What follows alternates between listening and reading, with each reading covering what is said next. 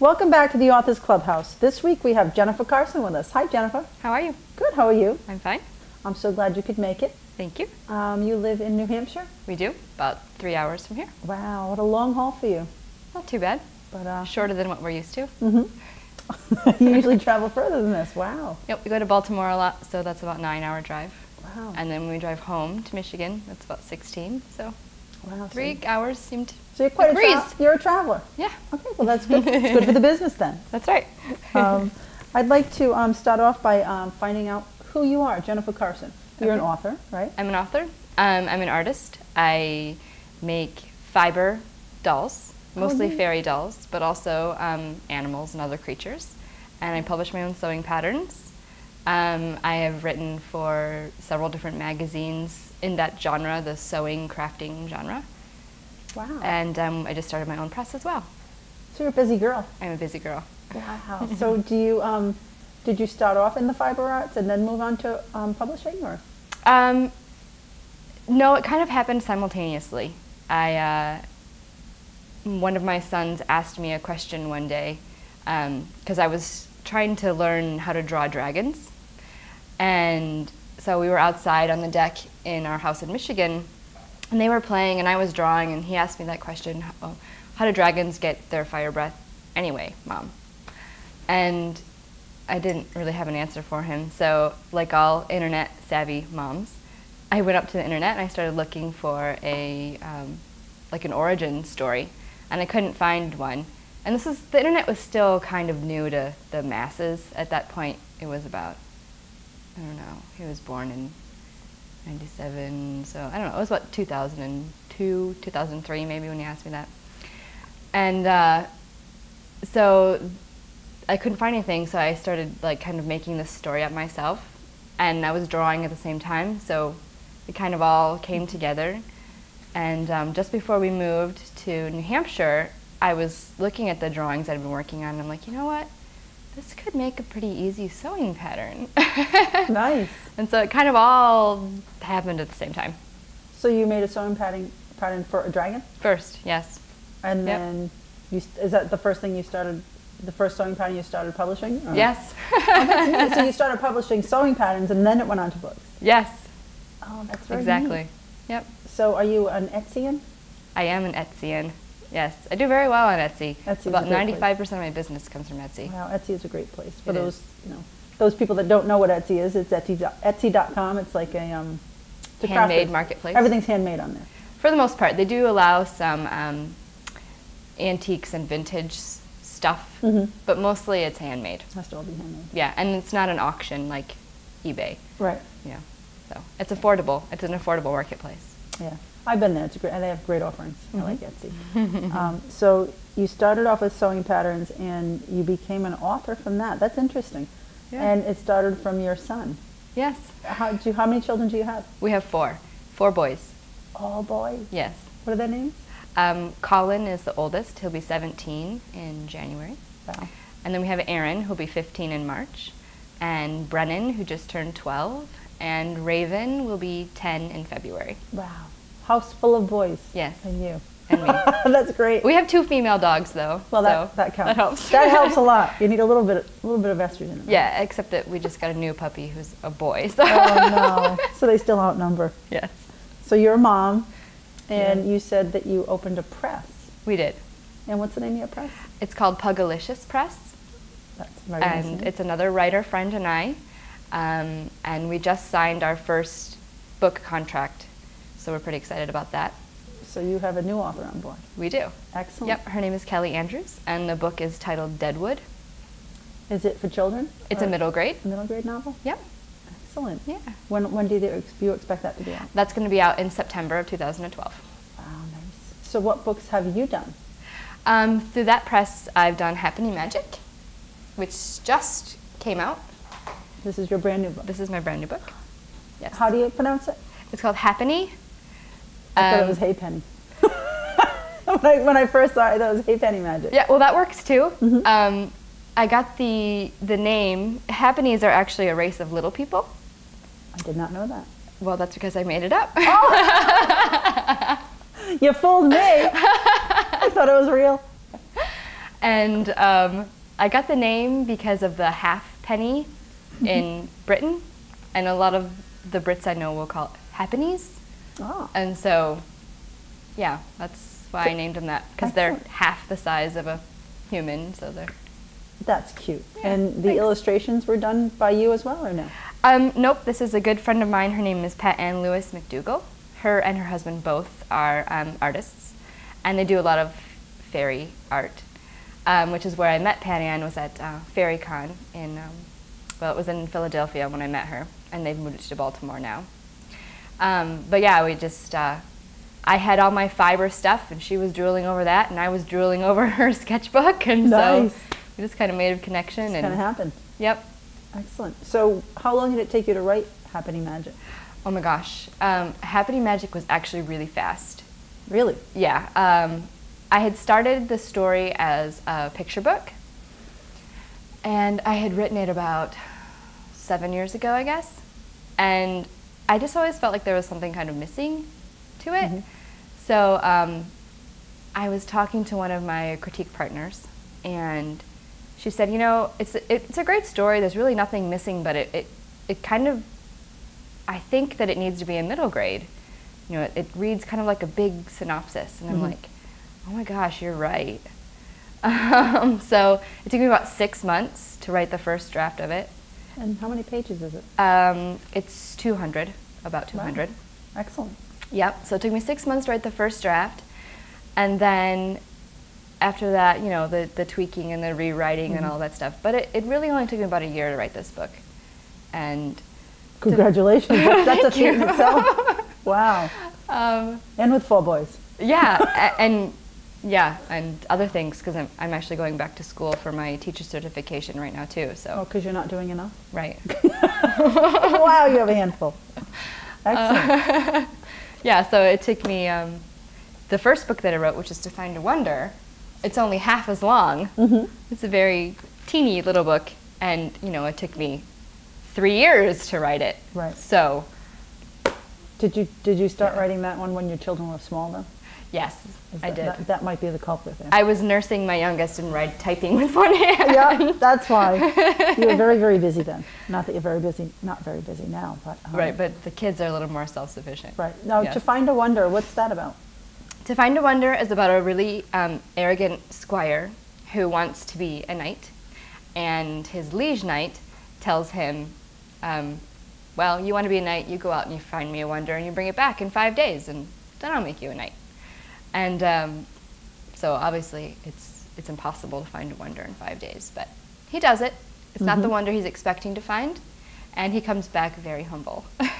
Nice. So here's a little lesson there to be learned. Yes. And that one, who published that one? A small press in Texas called L&L Dreamspell. And actually, I also wrote a script. It's not a screenplay, it's a stage play.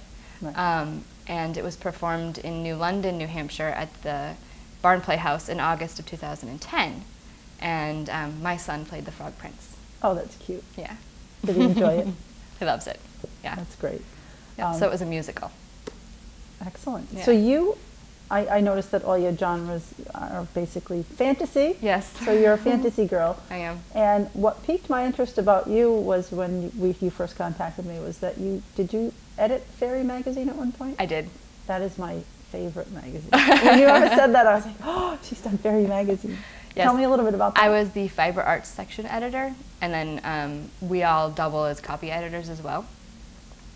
So I worked for them for about 2.5 years, I guess. And then when I went back to school, I had to drop something, so I dropped Fairy magazine. So that one had to go. Yeah. That's sad.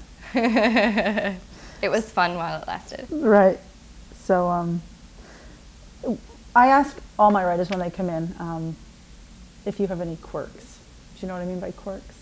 When you write? I think I have lots of them. Do you have lots of quirks? Can you tell us about those? Give us your quirks.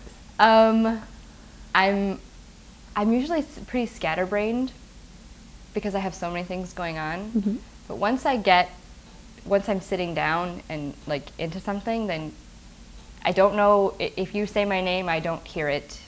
If you're barfing, bleeding, or broken, I might pay attention to you. I like that. Is that Mom's rule?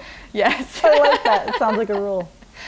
So yeah, and the other quirk I have is that until I have the chapter or whatever that I'm working on, what I think is perfect for the first time, I won't move on. So I won't write the whole story and then go back. I have to write, go back, write a little bit more, go back, a little bit more. So I'm constantly revising and editing the beginning as I'm working towards the end. That makes me feel really good because I've done that and I was told that's wrong. Yeah, me too, but that's what works for me. If it works for you, do it, right? Yeah, because if all of a sudden in the middle of the story something happens, I'm like, oh, that's why I wrote that, and you like follow a different tangent, I feel like really awful knowing that the beginning doesn't match up with where I'm going. Right. And what if you forget? So you have to go back. And you want to make sure everything's just right. Exactly, yes. And I'm also a stickler about tying loose ends. So like if something happens, I have to make sure that at some point it comes back. So I write a very closed text story, I guess. Well, that's the way you should do it. So you're very good at it sounds like. I hope so. Yeah. Other quirks some people have, I'm curious to know, do you write standing up or sitting down? Oh, sitting down. You're a sitting down writer? I'm a sitting down writer. Some people pace, some people... Yeah, no. Some authors have known to only write in the bathtub, but those are the... in history, it's interesting. Yeah, if you look it up, it's very strange. I have to have something to drink, something to nibble on, and quiet. Quiet. Where do you write? In my very messy artist studio / homework space, 13 by 13 room. Is it attached to your house or is it off the house? Yes, it's just a room in our house right now. Hopefully at some point it will be a room so how does in the barn or something. How does Mom keep the troops out when she's writing? She doesn't. She doesn't? No, the dogs are constantly invading, and I write when the troops are not at home or asleep early in the morning. So you find time to write when you have to. When they're not around. Right. I didn't know if you padlocked the door because sometimes you have to. this no. I know. No, and a lot of times I'll also write in between classes at school. You know, if I have my homework caught up or don't feel like doing it, I'll sit in the library and people don't bother you there. Right. Do you keep a writer's notebook? No. Never? No. You just totally, nope, don't do that. Yeah, no, I kind of like write out a big synopsis, and I don't usually start writing until I have the story like pretty solid in my head. So you work from an outline? Not really an outline, but like a big synopsis. Like I write everything I can think of and how it's going to end, and you know, the middle sometimes is not always there, but I always have a beginning and I always have an ending, and somehow I. Now, when you write through it, do you find surprises along the way? Oh yeah. Don't you love that part? I do. Yeah. It's the best. It is the best. And a lot of times I'll wake up at like 4 o'clock in the morning, and I'll be like, and I'll have like this whole scene in my head. So I do have a notebook and a pen by the side of my bed. Because if I didn't, then I wouldn't feel like getting out of bed, for one, because we live in an old house and it's really cold.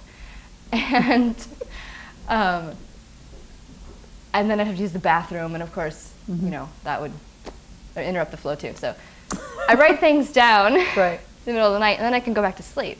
But Happening Magic actually has a lullaby in it that a Rhode Islander sang and played for me on the harp. Another person that I've met through Fairy Con and other fairy events. And I wrote that song at about 4 o'clock in the morning. Were you trying to lull yourself back to sleep? Probably. A lullaby in the middle of that. Yeah. So as far as characters go, do you do a lot of character development?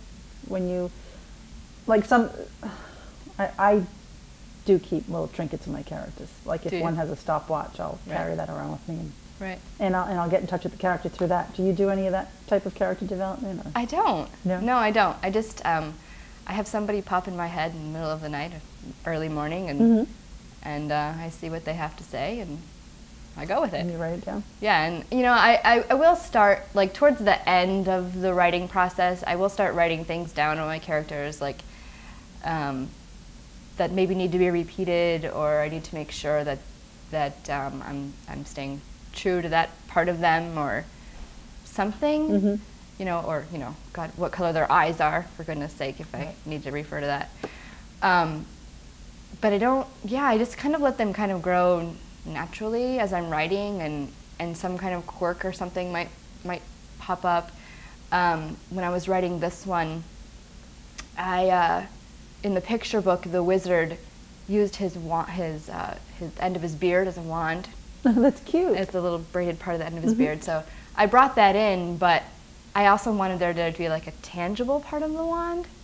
So what he does is, his wand is a raspberry vine. So because it's got little thorns on it, he wraps it in his beard, and that's where he keeps it. That's cute. So if you've ever had a thorn caught in your hair, you'd know. Right. It doesn't come out very easily. Being a country girl, you know, yes. run into all kinds of things. So, that's right. So yeah, I do have those, you know, kind of quirky things about my characters that just kind of come naturally as I'm writing them. So as you write, do they become more three-dimensional to you? Yeah, definitely. You know, I can't just write the book once and that's it. Right. But as I get one of those quirks, maybe then, like I said, I go back and I, you know, incorporate that. And I find another one and I go back and I incorporate that one. It's a lot of work. But it's worth it in the end. It's worth it in the end. So I'm curious to know the difference. You have your own press, and your first book was published by another press. Right. Do you enjoy having more control over your own project? Definitely. I was going to say, what yeah. are the differences? Can you? Well, I mean, the main difference for me was trying to make a living doing this. And with the small press, they did a beautiful job on the book. But I had to buy my books through them, of course. And I was paying the same price buying my book from them than if I had just done it myself. Right. And the other thing was the artist control. As you can see on the, you know, very beautiful type on the front, and then on the back they put this blocky type. So that you would have done differently? I would have done a lot differently, yes. And also I wanted my illustrator's name on the cover, and they wouldn't do that, and nothing on the spine. And they said it was too little, and I'm like, I don't think so. Yeah, there's nothing there. Right. So, and I was only allowed to have 12 illustrations. Yeah, and I paid for the illustrations through the small press. You know, well, they said you should have had more control than that. Yeah, if you want illustrations, that's fine. We'll do it, but you need to pay for them. Fine, I'll do that because I want the illustrator that I want. Right. You know, and I wanted the cover that I wanted. So with Happening Magic, I have about 17 illustrations, maybe a few more. You know, but I had a lot more control as to how the book was laid out, the type's face, and all that stuff. So, yes. It's so much better. It's so much better. It's so much better because I'm an artist, and to give over that artistic control to somebody else. That's not easy. It wasn't easy, not at all. And even though I was happy with the book for the most part, with To Find a Wonder, I was happy with it. I'm a lot happier with it. But you can look at that as a learning experience. Definitely. And this one as well, because I had to learn how to use InDesign. Yes, that's not easy. No, it wasn't easy. It's not easy at all when you get into typesetting. Right. And then, you know, sending all the right files and the right file name and everything to the printer, and you know, and making sure that, you know. If you don't mind me asking, where did you print? We actually went through Lightning Source.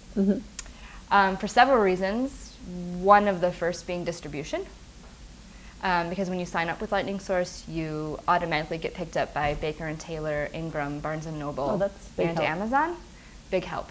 So until you get 10 titles, you're not officially considered a press by the bigger distributors, so you have to pay a lot of fees and a lot of money, and you don't get as much. A lot of times they won't look at you. Yeah, exactly. So we decided to go through Lightning Source and grow the business slowly, and then at some point, you know, we may move on. But they're easy to work with, and they don't charge you an arm and a leg. Which is important. Which is very important. Yes, and the printing is just as nice. It's a beautiful, beautiful book, and really good quality. And they're printed in the United States, so. And that's important. That's important as well. I want the same thing for my next book. I want to print it in the United States. Yeah. Because we need the work here. We do. Absolutely. So I think that's just wonderful what you're doing. Thanks. You're quite the businesswoman. My husband helps a lot. I can imagine. And is he happy about helping? Most of the time. That's good. Now you live in New Hampshire, right? We do. In a big town or a small town? A very tiny town. Tiny, tiny town. Yes. So do you have like a P.O. box that you have to schlep all the way to? We do. Really? But it's only about a mile down the road. It's not bad. Yeah. But yeah, we live in a very tiny town. It has an elementary school that has kindergarten through 5th grade, and there's one class per grade, and there's anywhere from 10 to 16 kids in it. That's tiny. It is tiny. It's lovely though. The parents are really involved in the school, which makes it wonderful. We have a lot of the kids go on a lot of field trips, and they do a lot of hands-on learning at that school, so it's wonderful. And the funny part is we live in a district where we have a regional middle school and high school, and they're also in our town, because we're like kind of in the middle of the whole region. Oh, that's good. Yeah, so the middle school is about 2 miles away, and the high school is about 3. So it's nice. So do you have a big truck? Do you have a pickup truck? No. No pickup truck. I had an Explorer when we moved here, but now I have to ask you, have you gotten any snow yet? No. Well, I take that back. A little bit, but it didn't stay. All right. You know, we had snow for Halloween, which was the first Halloween ever that we've had snow. I remember trick-or-treating with my kids and looking around, and I saw green leaves on the trees. Yeah. Snow on the ground. Yeah. And it was warm out. Yeah, it was crazy. It was like, it was a crazy Halloween. It was. But after that, we maybe got like an inch, but that went away. And even now it's still like in the 40s. A few days till Christmas, and it's crazy. And no snow. It's really sad. You know, and 5 years ago, we had no electricity and about 4 foot of snow on the ground. So. Did you have a generator? Oh, yes. Very important. Not that you need it this year, but. Well, we live at the edge of the mountains, and for some reason, the town that we live in, the weather is very strange. And so the town south of us may have 2 inches of snow, and we'll get a foot. So we're constantly losing electricity for some reason, and so yeah, we have a haunted town. You can write about that. So you have quite an interesting life going on here. Yeah. I'm wondering if within that life there's a secret that you can tell me about, because at the Story Emporium I like to ask the authors that come in if they can divulge one secret to me that they've never divulged to anybody else. And if you can't, you're creative. You can make it up. Hate to put you on the spot like that, but it's... You should have told me about this one beforehand, no, so I could think of a sorry. good secret. Yeah. I don't really have like a good secret. I'm asleep by 9:30 or 10 o'clock at night, which most people can't believe because I do so much. Yeah, how do you do that if you do all these... I have to, otherwise I can't function. I try to make use of every single second of my day, which is probably why I'm exhausted by 9:30. And yeah, I mean, there's not usually any time where I'm not doing something. So you're a very energetic little squirrel. I guess so. You're just constantly running around. Yes, okay. yes. And I leave the housework for the fairies. So is your publishing company your main focus right now, or do you have... You have many jobs, don't you? I have several main focuses. Several main focuses, okay. But you certainly don't go in the car and dress for the office every day. No, I don't. You don't? No, I dress for the classroom because I'm finishing my Bachelor's of Creative Writing, and that will be done by July. And then I'm going to go into a very hands-on, very intense 10-month teacher certification program. Wow. So that's kind of my main focus right now, I guess. So you're going to become a teacher? Yes. And are you gonna, at your school? I hope so. There's going to be an opening pretty soon. Really? Yeah. Very nice. In the middle school. I want to teach middle school kids, which most people think I'm absolutely nuts for, but no, middle school's a tough grade, but it's very it will be very rewarding if you can get through to those kids. They're at a tough stage in their life. Yeah, they are. But they're also just getting to this stage where they're like fun to talk to. So I've done a lot of substitute teaching in the middle school. It was kind of my way of deciding whether I wanted to teach or not. And I had this language arts teacher who would constantly request me to sub in her room. And she would always tell me, you're just a natural at teaching this, and you're just a natural with the kids, and I know that whatever I put on the thing for you to do, you're going to be able to get it done with them. And so that was like, okay, I can do this. Nice. You know? And then she wrote me a really nice reference letter to get into college, and so yeah. Well, that's great. And are those middle grade books that you have in your hand? They are. So you must be made for middle grade. I must be. Seems to be where my voice is. So it's your calling. So do you plan on writing more middle grade novels? Yes, I'm actually writing Tangled right now, which is the next Maywin Bridge Post adventure. And Maywin is the main character in Happening Magic. Oh, so she's the beginning of the series. Yes, at least 2, maybe 3. But series are great because yeah. they can grab onto a character and grow with them. Right. And I think that's important. Right. Yes. So in Tangled Magic, Maywin kind of has to make her own way, where in Happening Magic she had a little bit more help. So she's a little older and has to figure things out herself a little bit more. And then that goes, back to the circle of in the middle school. Right. That's where they learn to find their own way. Exactly. And I know this because I have a middle schooler. You So do too. I. So, Yes. so we know how it is. I mean, they're really trying to find their way, and Right. it's great that you're writing and teaching in that field. Well, you will be teaching. in Will that be. field. Yes. Yeah. So again, I want to thank you for coming down. Thank you for having It me. was a great interview. I'm glad to get to know you. Me and too. editor of Fairy Magazine at one point. Touched my heart. I have one more question to ask of you. Sure. And what I do is I have this book that I have all my authors sign in the Clubhouse. Okay. And if you could just give me a little signature and maybe a little note on how it was. And Okay. Sounds good. thank you so much. Thank you. Thank you for joining us this week at the Authors Clubhouse. Next week, please join us to see our interview with Leslie Bullion. And if there's an author or illustrator that you'd like to see at the Authors Clubhouse, please feel free to contact us at our website at thestoryemporium.org and let us know who you'd like to visit, and we'll do our best to get them here, because at the Story Emporium, all characters are welcome.